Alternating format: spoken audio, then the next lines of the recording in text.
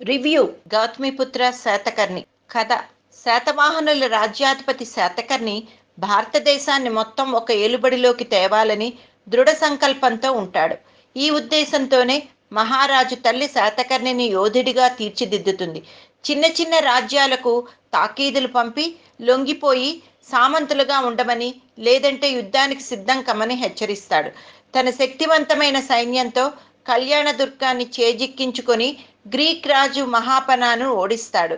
తన శక్తియుక్తులతో సువిశాల భారతదేశానికి రారాజు అవుతాడు. రాజమాత శాతకర్ణి విజయానికి చిహ్నంగా ప్రపంచానికి తెలిసేలా ఒక శిలాఫలకాన్ని నిర్మించమని చెబుతోంది. ఒకవైపు శాతకర్ణి రాజసూయాగం చేస్తుంటే, మరోవైపు గ్రీకు రాజు శాతకర్ణి మీద పగ తీర్చుకోవడానికి యత్నిస్తాడు. గ్రీకు రాజు తన సైన్యంతో శాతవాహన రాజ్యాన్ని ముట్టడిస్తాడు. ఇలా జరిగే నాటకీయ పరిణామాల మధ్య శాతకర్ణి గ్రీకులను నిలవరిస్తాడా, గ్రీకు రాజు తన ప్రతీకారం తీర్చుకుంటాడా? ఇవి తెలుసుకోవాలంటే వెండి తెర మీద గౌతమిపుత్ర శాతకర్ణి మూవీ చూడాల్సిందే. తెర వెనుక నందమూరి బాలకృష్ణ తన 100వ చిత్రంగా భారతదేశం గర్వించదగ్గ రాజు చరిత్రనే సినిమాగా తెరకెక్కించే నిర్ణయం తీసుకోవడం సాహసోపేతమే. మరుగున పడిపోయిన మహారాజు గాథను సినిమాగా తెరకెక్కించడంలో సినిమా టీం సక్సెస్ సాధించింది.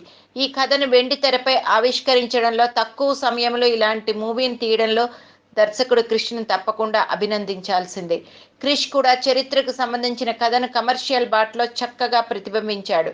తల్లి కోరికను, ఎమోషనల్ సన్నివేశాలను, శాతకర్ణి దృఢ నిశ్చయాన్ని చక్కగా స్క్రీన్ ప్లేలో సమకూర్చడంలో క్రిష్ అందవేశారనడంలో అతిశయోక్తే లేదు.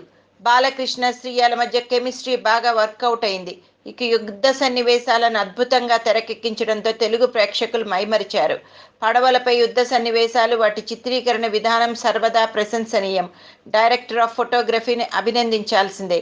సాయి మాధవ్ రాసిన డైలాగ్ ఈ సినిమాకు ఆయువు పట్టు. తెర ముందు నటనాపరంగా బాలయ్య విశ్వరూపం కనిపిస్తుంది. భావోద్వేగాలు పలకించడం, యుద్ధ సన్నివేశాల్లో కనిపించిన రౌద్రం నందమూరికే సాధ్యం. ఆయన సంభాషణని పలికిన విధానం ఆకట్టుకునేలా ఉంది. హేమమాలిని, శ్రియ నటన బాగుంది. శాతకర్ణి మాతృమూర్తి పాత్రలో హేమమాలిని ఒదిగిపోయారు. శ్రియ నటన కొన్ని సన్నివేశాల్లో కంటతడి పెట్టిస్తుంది.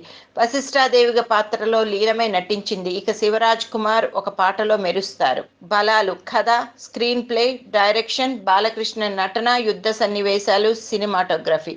బలహీనతలు: కొన్ని చోట్ల క్వాలిటీ తగ్గిన విజువల్స్, శాతకర్ణిని కేవలం యుద్ధ కోణంలో చూపించడం, సెకండ్ హాఫ్ నిడివి ఎక్కువగా ఉండడం, కాస్ట్యూమ్స్.